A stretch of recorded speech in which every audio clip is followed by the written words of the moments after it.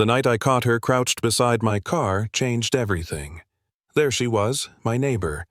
Wire cutters glinting under the streetlight, her calm face bent toward my front wheel as brake fluid dripped slowly onto the concrete. I remember thinking, this can't be real. Then I realized she was cutting my brake line. She looked up, saw me watching, and instead of running, she smiled, cool, satisfied, and said, "You shouldn't be sneaking around like that." 10 seconds later, she was screaming, "Help! He's attacking me," and calling 911.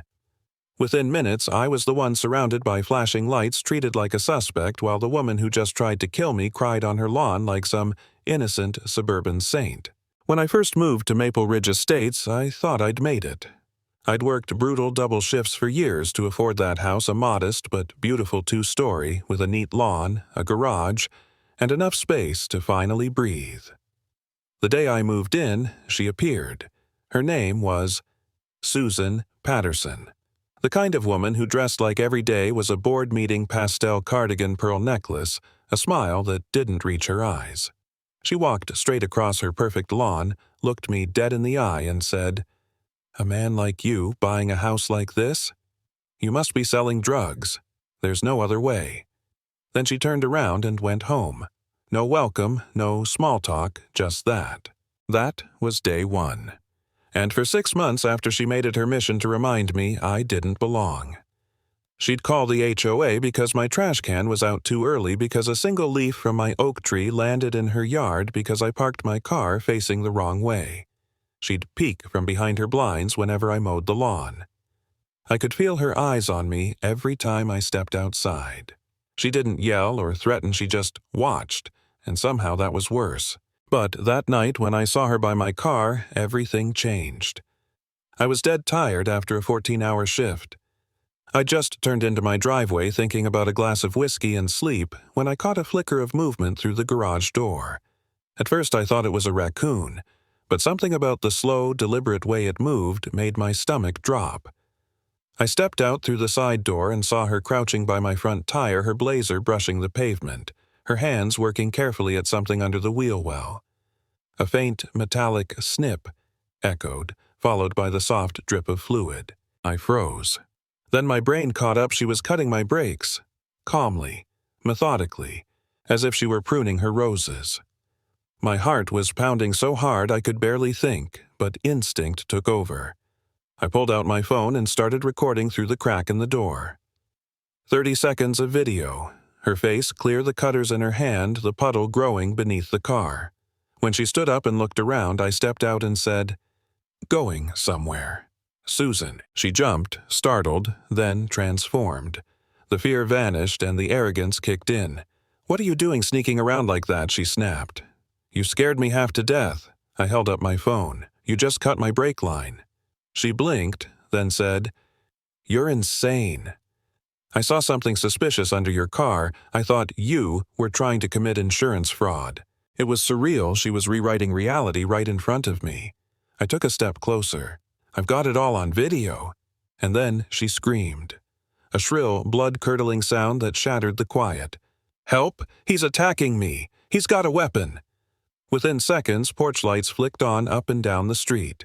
She dialed 911, sobbing into the phone. "Please, hurry! My neighbor's threatening me." By the time the police arrived, half the neighborhood was watching. She played the perfect victim, tears streaking down her face. The officers walked straight to her, all concern and sympathy. The younger one barked at me. Hands, where I can see them, I couldn't believe it. I was the one standing over a puddle of brake fluid with a video of her crime, and I was the threat. I raised my hands, shaking with rage. "She tried to kill me," I said. "I have proof." They finally looked at the car. The older officer crouched down, touched the fluid, sniffed it. "Brake fluid," he said quietly. Then the younger cop scrolled through my phone watching the video. His jaw tightened. The evidence was undeniable. But before I could breathe a sigh of relief, Susan pulled her next trick. "That video's fake," she shouted.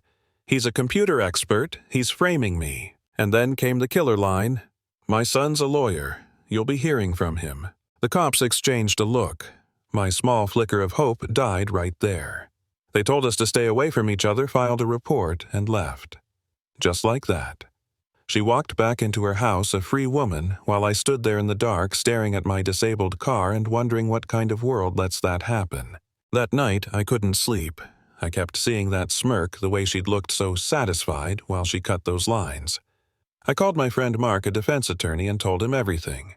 He was quiet for a long time, then said, "Jay, she's not done.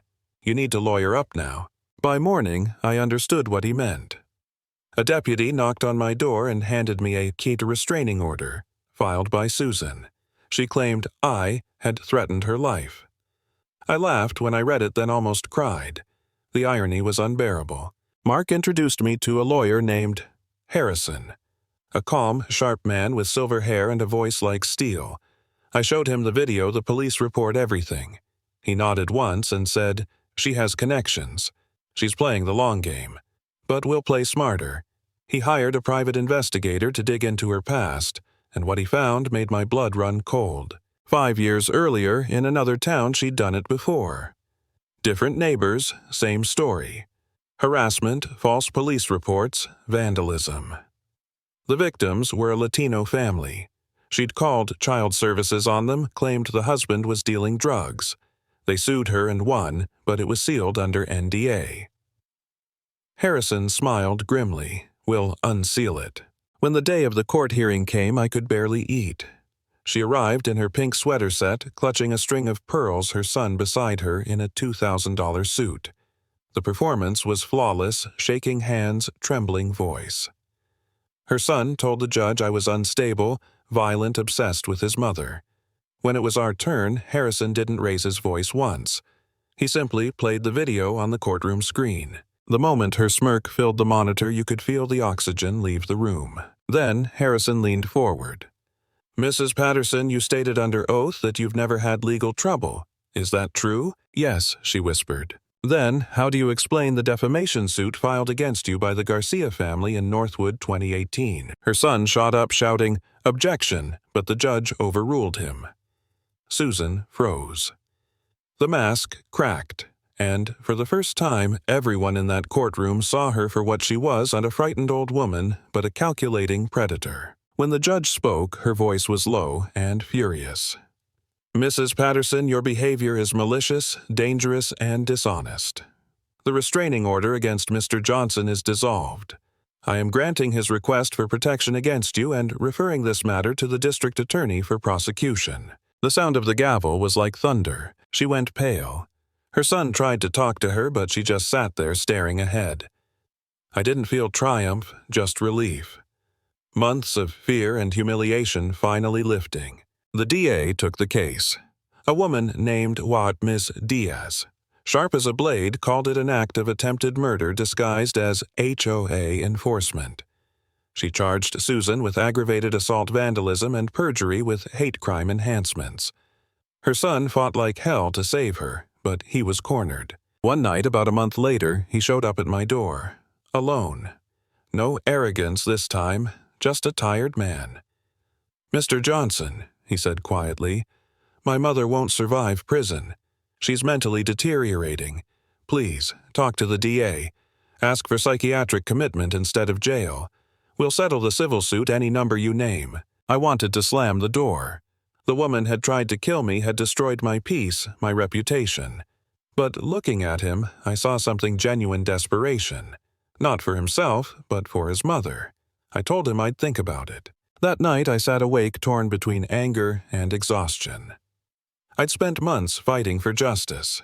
Did I really want to spend years more locked in courtrooms reliving it? I wanted it over. But not without accountability. So I called Harrison and said, "We'll accept the plea, but on my terms."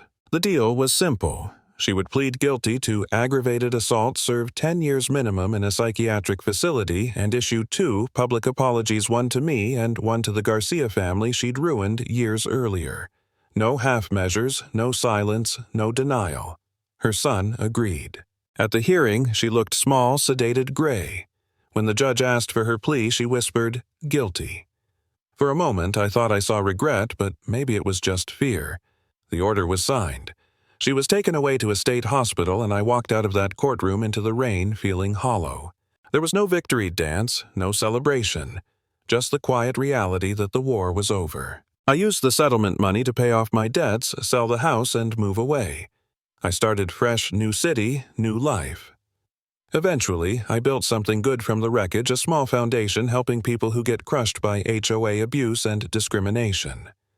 I called it the Oak Street Project, after the street where I almost died. Years later, I got a letter from the state hospital. Susan Patterson had passed away, 83 years old. Natural causes. I sat for a while staring at her name on the page. There was no satisfaction, just an odd sense of quiet. The monster was gone, and I'd survived. I learned something from all of it. Evil doesn't always come with a knife or a gun. Sometimes it hides behind HOA bylaws, pastel sweaters, and a smile that never quite reaches the eyes. And if you ever face it, don't let it twist your truth. Record everything, stand your ground, and never ever let them rewrite your story.